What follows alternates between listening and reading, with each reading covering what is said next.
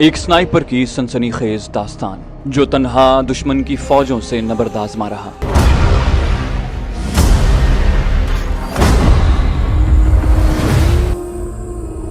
آپ کے لیے پیش خدمت ہے۔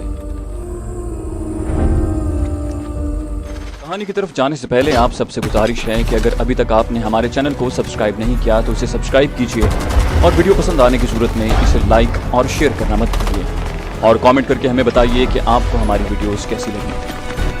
آئیے کہانی کی طرف چلتے ہیں۔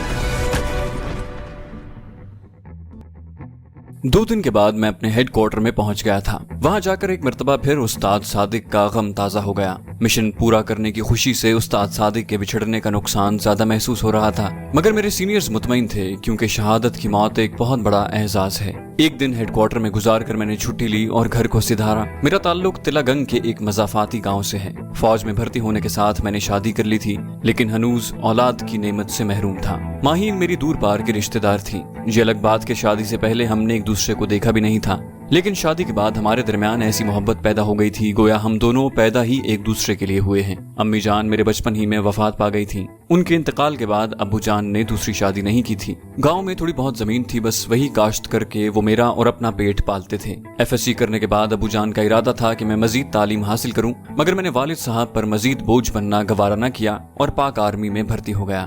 دوران ٹریننگ ہی میری نشانے بازی کی صلاحیت کھل کر سامنے آ گئی تھی۔ یونٹ میں جانے کے بعد نشانے بازی کے مقابلوں کی وجہ سے میری اس صلاحیت میں مزید نکھار آیا، اور پھر اسی صلاحیت کو دیکھ کر مجھے سنائپر کورس کے لیے کوئٹہ جانا پڑا۔ وہ کورس میں نے امتیازی نمبروں سے پاس کیا، اور اس کورس میں اچھی پوزیشن لینے کی وجہ سے مزید ٹریننگ کے لیے مجھے اسپیشل سروس گروپ یعنی کمانڈوز کے پاس بھیج دیا گیا۔ وہاں بھی میرے نشانے بازی کی صلاحیت نے دوسروں کو متاثر کیے رکھا، اور پھر اس کورس میں بھی نمایاں پوزیشن حاصل کرنے کے بعد مجھے خصوصی سنائپر ٹیم کی زیر نگرانی تربیت دی جانے لگی۔ اس مرتبہ ہمارے استاد وہ تھے جنہوں نے ٹریننگ سے زیادہ عملی میدان میں وقت گزارا تھا۔ وہ اسباق پڑھانے سے زیادہ ہمیں واقعات سناتے تھے، ایسے واقعات جو ان کے ساتھ بیت چکے تھے، اور ہر واقعہ کوئی نہ کوئی سبق لیے ہوتا تھا۔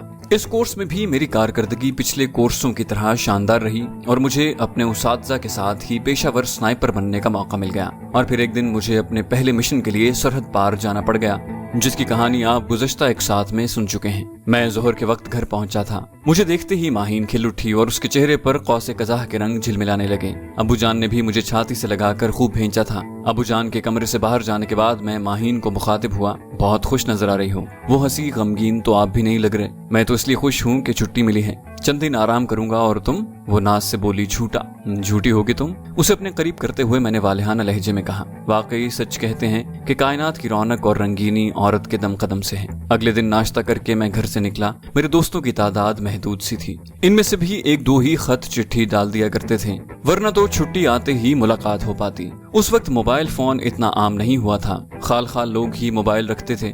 گو موبائل فون میری پہنچ سے باہر نہیں تھا، لیکن ابھی تک مجھے یہ فضول خرچی ہی لگ رہا تھا۔ اپنا سب سے قریبی دوست اویس مجھے اس کے گھر کے باہر ہی مل گیا۔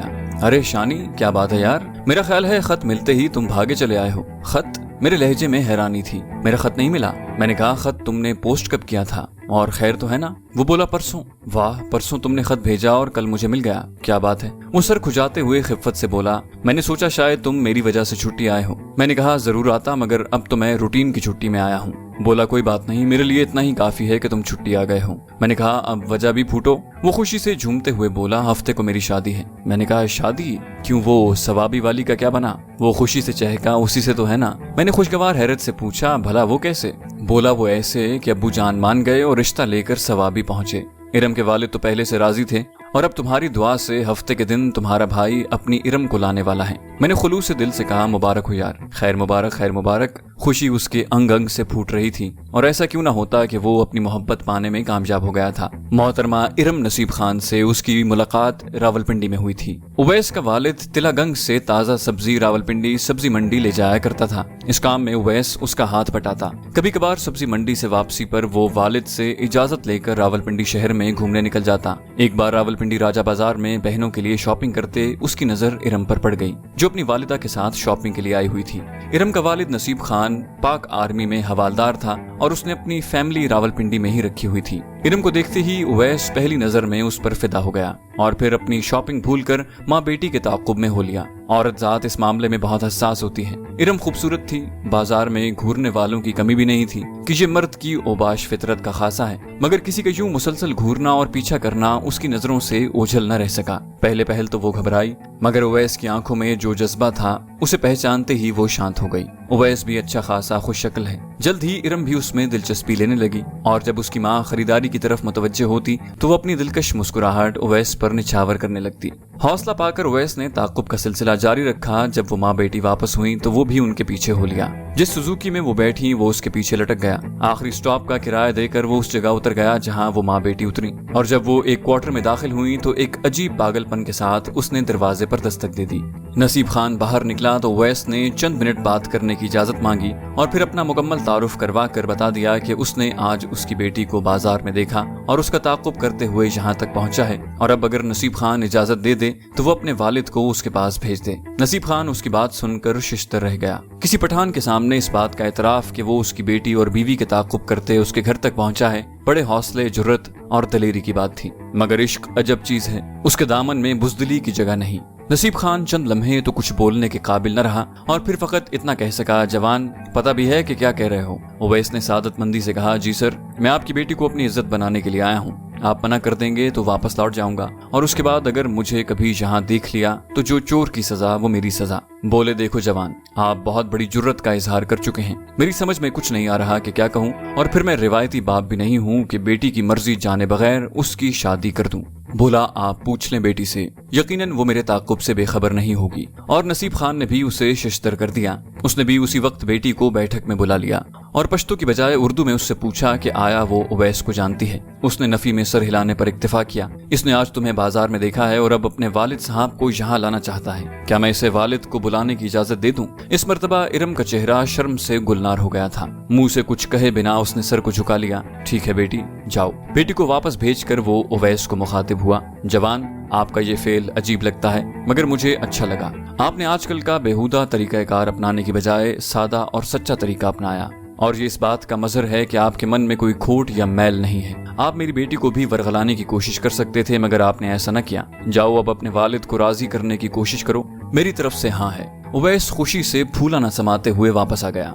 گھر آ کر اس نے والد سے بات کی مگر وہ اس کی شادی کہیں اور کرنے کا سوچے ہوئے تھے۔ اس نے کھلا انکار کر دیا۔ 2-3 دن بعد اویس نے راولپنڈی جا کر نصیب خان کو ساری بات بتا دی اور یہ بھی کہا کہ وہ ارم کے علاوہ کہیں شادی نہیں کرے گا اگر نصیب خان اس پر تھوڑی اور مہربانی کرے اور اسے چند ماہ کی مہلت دے دے تاکہ وہ اپنے والدین کو راضی کر سکے۔ نصیب خان نے اس مرتبہ بھی بڑے پن کا مظاہرہ کرتے ہوئے اسے سال بھر کی مہلت دی تھی اور اس کے ساتھ اپنے آبائی گھر کا پتہ بھی اس کے حوالے کر دیا کہ اس کی سروس کے فقط 6 ماہ بقایا تھے۔ اویس اس کا شکریہ ادا کرتا ہوا واپس آ گیا اور اس کے بعد وہ مسلسل اس کوشش میں مصروف رہا کہ اپنے والد کو راضی کر سکے۔ وہ سعادت مند بیٹا تھا، باپ کی اجازت کے بغیر شادی نہیں کرنا چاہتا تھا۔ والد کب تک جوان بیٹے کی خواہش کو ٹالتا؟ آخر 11 ماہ اویس کی مسلسل منت سماجت نے اسے راضی ہونے پر مجبور کر دیا۔ اس دوران اویس نے نصیب خان سے رابطہ منقطع نہیں کیا تھا۔ وہ باقاعدگی سے مہینے 15 دن کے بعد نصیب خان سے ملاقات کے لیے اس کے گاؤں جاتا رہا۔ نصیب خان کا تعلق سوابی کے مشہور گاؤں شیوا سے تھا اور جب وہ ریٹائر ہو کر اپنے گاؤں چلا گیا تو وہاں بھی اس کا آنا جانا لگا رہا اور اب وہ مجھے کامیابی کی نوید سنا رہا تھا۔ مجھے بھی یہ سن کر بہت اچھا لگا تھا کہ اس کی راہ کی ساری رکاوٹیں دور ہو چکی ہیں۔ ہفتے کی صبح سویرے سویرے ہی ہمارا قافلہ شیوا گاؤں کی طرف روانہ ہوا۔ 5 بڑی بسوں کے علاوہ 2 ویگنیں اور 4 کاریں بھی تھیں۔ 3 بسوں میں عورتیں سوار تھیں۔ نوجوان لڑکے بسوں کی چھتوں پر بیٹھے بیٹھے ڈھول کی تھاپ اور شہنائی کی سریلی آواز پر تھرک رہے تھے۔ لڑکیوں کی بسوں میں بھی ڈھولک کی آواز کے ساتھ نوجوان لڑکیوں کی تالیوں کی آواز ایک تسلسل کے ساتھ سنائی دے رہی تھی۔ کچھ سریلی اور کچھ بے سری آوازیں بھی گیتوں کی شکل میں بلند ہو رہی تھیں۔ اویس کے تمام دوست ایک ہی ویگن میں بیٹھے تھے۔ سوابی شہر سے گزرتے ہوئے ہم 8:30 بجے کے قریب شیوا پہنچ گئے تھے۔ شیوا سوابی سے قریباً 20-22 کلومیٹر دور ہے اور کافی بڑا گاؤں ہے، بلکہ اسے شہر کہنا ہی مناسب ہوگا۔ پٹھانوں نے روایتی مہمان نوازی کا مظاہرہ کرتے ہوئے بارات کے لیے بہت اچھا انتظام کیا ہوا تھا۔ سب سے پہلے مہمانوں کی تواضع मौसम की मुनासिबत से ठंडे मशरूबात से की गई और उसके बाद निकाह पढ़ाया गया। निकाह के इख्तिताम पर खाने का बंदोबस्त किया गया। पुरतकल्लुफ खाने के बाद रुखसती होना थी, मगर इससे पहले दुल्हन वालों ने एक छोटी सी शर्त रख दी कि रुखसती उस वक्त होगी जब दुल्हा या उसके दोस्तों में से कोई फायर के जरिए मतलूबा हदफ को निशाना बनाएगा। उवैस के दोस्तों ने बड़ी खुशी से ये शर्त कबूल की और मैदान में उतर आए। गाँव के नजदीक ही एक छोटी सी पहाड़ी मौजूद थी। दुल्हन वाले बारात को लेकर पहुंच गए। गो नसीब खान जवान लड़कों को मना करता रहा कि ये तरीका पठानों में राइज है, पंजाब में इसका कोई तसव्वुर नहीं, मगर जवान उसकी कहां सुनने वाले थे। सबसे ज्यादा पुरजोश उसका सगा भतीजा था जो उवैस ही का हम उम्र था। लगता था इरम की शादी से उसे कोई खास तकलीफ पहुंची थी और अब उसका कुछ न कुछ तदारुक वो बारात की बेइज्जती करके चुकाना चाहता था। पहाड़ी की बुनियाद में आसपास की जमीन से थोड़ी उभरी हुई जगह पर एक मुरब्बा फुट का एक शीशा लगाया गया और करीबन 300 मीटर दूर से उसे निशाना बनाना था। इस शीशे को हिट करने के लिए आप लोगों के पास 10 गोलियां हैं। रहमत खान ने फकरिया अंदाज में एक क्लैशनकोफ दुल्हा की तरफ बढ़ाई। आप खुद फायर करना चाहें या आपका कोई दोस्त अपनी महारत का सबूत देना चाहे, ये आप पर मुनसिर है, लेकिन अगर 10 गोलियों में निशाना न बना सके तो फिर दुल्हन लेने के लिए आपको कल आना पड़ेगा और ये हमारी रिवायत है। नहीं, ये रिवायत हमारे पंजाबी भाइयों पर लागू नहीं होती। नसीब खान ने जल्दी से अपने भतीजे की तरदीद की।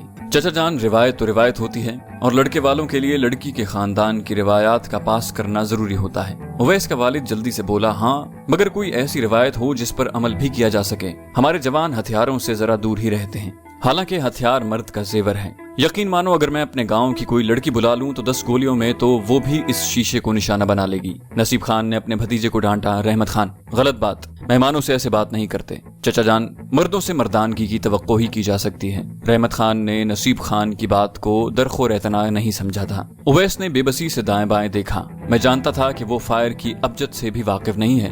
हमारे बाकी दोस्त भी इस मामले में कोरे थे, लेकिन रहमत खान की बात ऐसी नहीं थी कि हमें गुस्सा न आता। उवैस ने सर झटकते हुए क्लैशनकोफ पकड़ी, निशाना लगाने की जगह की तरफ बढ़ा। 1 मिनट उवैस, मैं उसे रुकने का इशारा करके रहमत खान की तरफ मुतवज्जे हुआ। रहमत खान, क्या अच्छी निशानाबाजी का मुजाहरा ही मर्दानगी की इलामत है? उसने इस्तेहज़ाई अंदाज में कहा। हाँ, हमारे यहाँ है तो। मैंने पूछा, मतलब जो आपसे अच्छा निशानाबाज होगा वो आपसे बेहतर मर्द होगा? बोला, बेशक, मगर आप लोगों में यकीनन कोई ऐसा नहीं है जो मुझसे अच्छा तो क्या सिर्फ मर्द होने का सबूत ही दे दे।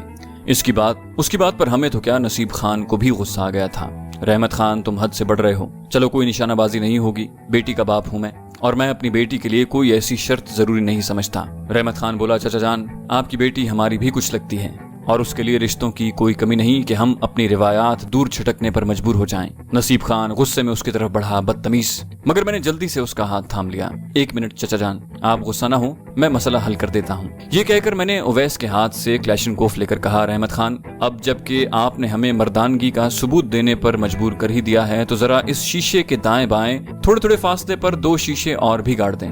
उसने इस्तेहज़ाई लहजे में पूछा, तो आप 10 गोलियों से 3 शीशों को निशाना बनाएंगे? मैं मुसर हुआ, आप शीशे तो लगवाएं। उसने अपने एक दोस्त को 2 शीशे देकर हदफ की तरफ दौड़ा दिया। बारात में मौजूद लोगों में जोश की लहर दौड़ गई थी, क्योंकि अब बात आम रिवाज से हटकर चैलेंज की तरफ फिर गई थी। उवैस की आंखों में इस्तिराब हलकोरे ले रहा था, और क्यों ना होता कि उसकी दुल्हन का मामला था। वो लड़की जो जाने कब से उसके ख्वाबों में बसी हुई थी, एक फरसुदा रिवायत की वजह से उसके मिलने में 24 घंटे की ताखिर होने वाली थी। गो वो मेरे बारे में जानता था कि फौजी होने के नाते मैं राइफल के इस्तेमाल से अच्छी तरह वाकिफ हूँगा, मगर फिर भी इतनी दूर से छोटे से शीशे को निशाना बनाना उसे निहायत मुश्किल नजर आ रहा था। उस लड़के के वापस आते ही मैंने क्लैशनकोफ की मैगजीन उतार कर मैगजीन में भरी तमाम गोलियां बाहर निकाली और फिर रहमत खान की तरफ 5 गोलियां फेंक कर मैंने बाकी की 5 गोलियां मैगजीन में भर ली। रहमत खान ने तंजिया लहजे में पूछा, तो आप 5 गोलियों से 3 शीशों को निशाना बनाएंगे? मैंने नफी में सर हिलाया। नहीं, 2 गोलियां सिर्फ क्लैशनकोफ को जांचने के लिए हैं, इसलिए पहली 2 गोलियां मैं किसी पत्थर पर फायर करूंगा। जब मर्द होने की निशानी ही दुरुस्त निशाना लगाना है तो फिर किसी गोली को खता नहीं जाना चाहिए। दोस्त बढ़ के मारना बहुत आसान है। इस मर्तबा रहमत खान के लहजे में पहले वाला इस्तेहज़ा गायब था। बोला, लेकिन जहाँ से 3 गोलियों पर 3 शीशे तोड़ना नामुमकिन है। मैंने कहा, ये मेरा दर्द सर है, और मैं जमीन पर बैठ गया। अच्छा, अगर आपने 3 गोलियों में एक भी दुरुस्त निशाना लगा दिया तो अगर तीनों हिट न हुई तो हम खाली हाथ जाएंगे। मैंने उसकी बात पूरी होने न दी थी। उवैस ने घबराहट भरे लहजे में मुझे पुकारा, ज़ीशान। मैं पूरे एतमाद लहजे में बोला, फिक्र मत करो उवैस, आज मैं अपनी बहन को लेकर ही जाऊंगा। मेरी बात ने नसीब खान और इर्द गिर्द मौजूद उसके काफी रिश्तेदारों के चेहरों पर फखरिया मुस्कुराहट बखेरती थी। अगर मेरी अपनी राइफल होती तो ये हदफ निहायत आसान था, मगर किसी दूसरे की राइफल से हदफ को निशाना बनाना निहायत मुश्किल होता है। 300 गज का फासला एक स्नाइपर के लिए न होने के बराबर है, लेकिन राइफल निशानाबाजी में बहुत अहम किरदार अदा करती है। यहाँ आपको बताते चलें कि अच्छी निशानाबाजी एक मुकम्मल साइंस है। इसमें जहाँ एक फायर करने वाले को बहुत सी बातों का ख्याल रखना पड़ता है, वहीं हथियार की अहमियत भी अपनी जगह मुसल्लम है। आर्मी में किसी भी फायरिंग मुकाबले या आम रूटीन की फायरिंग से पहले जवान अपने हथियार को सिफर करते हैं। सिफर करने से मुराद हथियार को एडजस्ट करना होता है ताकि गोलियां सही निशाने पर लग सकें। इस मामले में स्नाइपर तो बहुत ज्यादा मोहतात होते हैं। एक स्नाइपर कभी भी अपनी राइफल दूसरे को इस्तेमाल के लिए नहीं देता। यकीनन एक अच्छे निशानाबाज के लिए मेरी पोजीशन का अंदाजा लगाना कोई मुश्किल नहीं होगा। खैर, मुझे अपने तजुर्बे पर भरोसा था। मैंने 100 गज दूर पड़े एक छोटे से पत्थर पर निशाना बांधा और सांस रोकते हुए ट्रिगर दबा दिया। गोली पत्थर के दाएं कोने पर लगी थी, इस वजह से पत्थर 1 गज बाएं जा पड़ा था। गोया क्लैशनकोफ दाएं मार कर रही थी। मैंने दोबारा उसी पत्थर के बाएं कोने पर निशाना बांधा। इस मर्तबा गोली पत्थर के दरमियान में लगी और पत्थर 2 टुकड़ों में बट गया। मैंने पीछे मुड़कर रहमत खान की आंखों में आंखें डालकर कहा, पहले दाएं वाला शीशा, फिर दरमियानी और आखिर में बायां, और सामने मुड़कर निशाना साधने लगा। सबसे अच्छी बात यह थी कि उस वक्त हवा बिल्कुल साकिन थी, वरना हवा फायर पर बहुत ज्यादा असर डालती है। सोने पर सुहागा के सूरज भी मेरी पीठ पर पीछे चमक रहा था, जो निशानाबाजी को मजीद तकवीत देता है। क्लैशनकोफ की रियर साइट पर 1200 तक की रेंज लगाई जा सकती है, मगर एक इंसानी आंख टेलीस्कोप या किसी दूसरे खारजी जरिए के बगैर 300 से 400 मीटर तक सही निशाना लगाने की सलाहियत रखती है।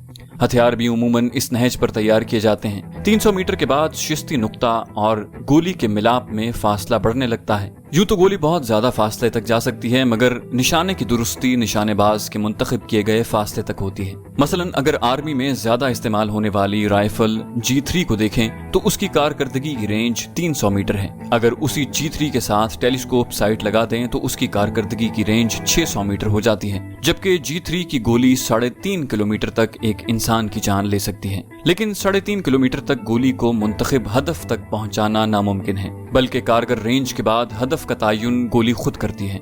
गो बहुत पुराने फायर करने वाले कारगर रेंज के बाद 200 मीटर तक अपने तजुर्बे से कुछ न कुछ अंदाजा लगाकर जरूर कामयाब फायर कर लेते हैं, मगर ये उनका जाती तजुर्बा होता है। आम लिखाई पढ़ाई में ये बात नहीं आती। क्लैशनकोफ की कारगर रेंज भी 300 मीटर है। पत्थर को निशाना बनाने के लिए मैंने 100 मीटर की रेंज लगाई थी। शीशा चूंकि 300 गज दूर था, इसलिए मैंने 300 की रेंज लगाकर रेयर साइड की वी से फ्रंट साइड की टिप को देखते हुए शीशे के बाएं किनारे का निशाना बांधा। मैं जमीन के ऊपर बैठा था और मेरी कोहनियां अपने घुटनों पर टिकी हुई थी। हथियार को हदफ के मुतवाजी थामते हुए मैंने सांस रोका और ट्रिगर को आराम से प्रेस कर दिया। धमाके की आवाज के साथ दाएं शीशे की किरचियां हवा में बिखर गई थी। वहां मौजूद अफराद के लबों से तहसीन आमेज आवाजें बुलंद हुई।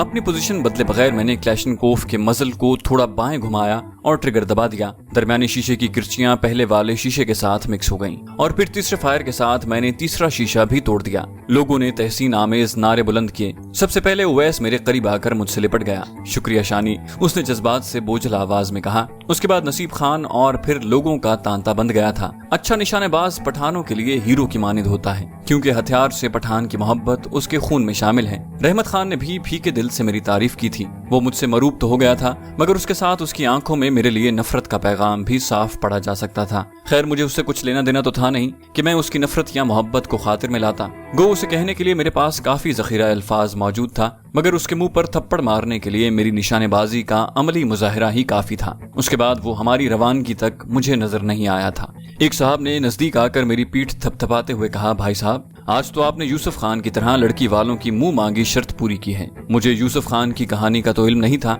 मगर मैंने हंसकर उसका शुक्रिया जरूर अदा कर दिया। दुल्हन को उसकी रिश्तेदार औरतें पकड़कर बाहर लाईं और कार में बिठाने लगी। दूसरी औरतें और मर्द भी बसों वगैरह में बैठने लग गए थे। मैं अपनी वैगन की तरफ बढ़ने ही लगा था कि अचानक मुझे अपने कंधे पर किसी के हाथ का दबाव महसूस हुआ। मैंने मुड़कर देखा, एक उम्र रसीदा बुजुर्ग खड़े थे। अस्सलाम वालेकुम बाबा जी। मैंने जल्दी से मुसाफे के लिए हाथ बढ़ाया। मुझे अंदाजा था कि वो मेरी निशानेबाजी पर मुझे सराहने वाला कोई होगा, क्योंकि काफी अनजान आदमियों ने बड़ी मोहब्बत और चाहत से मेरी पीठ थपकने के साथ मुझसे बड़ी चाहत से मुआनका भी किया था। मगर जब उस बूढ़े ने लबों को जुम्बश दी तो मैं शिश्तर रह गया था। उसने अफसोस भरे अंदाज में सर हिलाया। वो कैसे बुजुर्गो?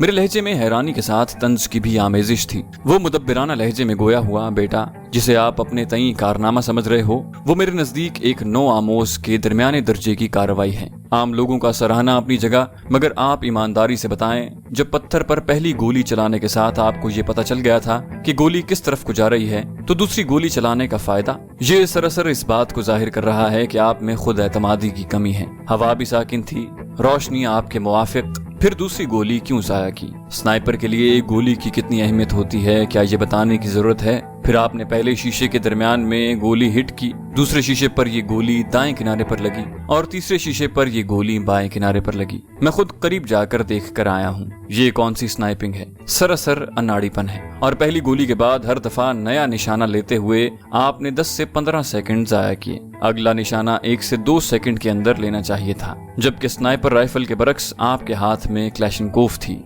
जो कि ऑटोमेटिक हथियार है। उस बूढ़े की बातों ने मुझे एकदम एहसास दिला दिया कि मैं किसी अहले फन के साथ खड़ा हूँ। इसका मुशाहिदा गजब का था। यकीनन एक ही राइफल से फायर करने वाले अच्छे फायरर की गोलियां एक ही जगह पर लगनी चाहिए, और निशाने को यकीनी बनाने के लिए मैंने वाकई आम हालत के बरक्स ज्यादा वक्त लगाया था। मैंने खफीफ लहजे में जवाब दिया, आप बिल्कुल ठीक कह रहे हैं सर। वो क्या कहते हैं, अंधों में काना राजा, तो बस वही मेरी मिसाल है। मुझे क्या मालूम था कि कोई उस्ताद यहाँ मौजूद है। अगर पता होता तो जरूर एहतियात करता। गो इसके बाद भी आप मेरी गलतियां ढूंढ लेते, मगर ये यकीनी बात है कि ऐसी सूरत में गलतियों की तादाद में थोड़ी कमी जरूर होती। बेटा, हमेशा याद रखो, एक स्नाइपर के लिए जरूरी है कि वो जब भी ट्रिगर प्रेस करे, ये सोच कर करे कि उसके पास आखिरी गोली है, जो निशाने पर लगने की सूरत ही में उसका मिशन पाए तकमील तक पहुंच सकता है। मैंने मुतजस्सिस होकर पूछा, वैसे सर आपको कैसे पता चला कि मैं स्नाइपर हूँ? वो हंसा और बोला, जिसने उम्र का बेहतरीन हिस्सा इस शुगल में बिताया हो। ये सवाल उसका मजाक उड़ाने के ही मुतरादिफ है।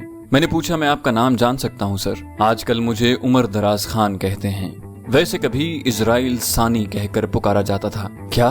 मैंने बेसाख्ता उसके हाथ थाम कर चूम लिए। वो मेरे उस्तादों के उस्तादों का भी उस्ताद था। उस वक्त पाक आर्मी में स्नाइपिंग के लिए G3 पर टेलीस्कोप साइट लगाकर इस्तेमाल किया जाता था। वो G3 राइफल से 600 मीटर तक भी एक आदमी की ऐन दोनों आंखों के दरमियान गोली मारने की सलाहियत रखता था। आज की जदीद स्नाइपर राइफल से एक 9 आमोज भी 600 मीटर पर हदफ को आसानी से निशाना बना सकता है, मगर G3 राइफल से 600 के फासले पर किसी आदमी को निशाना बनाना बहुत बड़ा कमाल था। कुजा ये कि उसके सर में गोली मारी जाए। 200 और 300 मीटर के फासले से वो टारगेट पर कोई भी नाम लिख लेता था। इसकी कहानियां आज तक स्नाइपर्स में ज़बान ज़द-ए-आम थीं। वो कभी अपने मिशन को अधूरा छोड़कर नहीं लौटा था। उस्ताद हमें बताते थे कि वो उड़ती हुई मक्खी को भी निशाना बना सकता था। वो हमारे लिए हीरो का दर्जा रखता था। रिटायर्ड होने के बाद वो बज़ाहिर गुमनाम हो गया था, मगर उसके शागिर्द और फिर शागिर्दों के शागिर्द आज तक उसके कारनामों और उसके नाम को जिंदा रखे हुए थे। आप मुझे जानते हैं। उसके होंठों पर मध्यम सी मुस्कुराहट उभरी, जिसमें गुरूर की बजाय इनकिसारी छुपी हुई थी। मैंने फर्ते अकीदत से कहा, आप मेरे हीरो हैं सर, बल्कि मेरे क्या, हम सब के हीरो हैं। वो बोले, आप लोगों की मोहब्बत है बेटा। उसी वक्त ओवैस ने मुझे आवाज दी, ज़ीशान, हम बस तुम्हारा ही इंतजार कर रहे हैं। मैंने कहा, अच्छा सर, इजाजत दें। मैंने एक मर्तबा फिर उसके दोनों हाथों को थाम कर चूमा। मैं इंशाल्लाह जल्द ही आपको मिलने दोबारा आऊंगा। जरूर बेटा। उसने मुझे खींचकर छाती से लगाया और मेरे माथे पर बोसा देते हुए कहा, लगता है तुम मेरा रिकॉर्ड तोड़ दोगे। उसने अपनायत से मुझे आपकी बजाय तुम कहा था, जो मुझे बहुत अच्छा लगा। मुश्किल है सर। मैंने नफी में सर हिलाया। हाँ, अलबत्ता कोशिश जरूर करूंगा। गुड। और जब मिलने आना तो वो मेरा मकान है। उसने थोड़ी दूर मौजूद एक सफेद रंग के पुख्ता मकान की तरफ इशारा किया। मैं शुक्रिया कहकर मुंतजिर खड़ी वैगन की तरफ पड़ गया। चैनल को सब्सक्राइब कीजिए और बेल आइकन पर क्लिक कीजिए ताकि आपको तमाम वीडियोस फौरन मिलती रहें।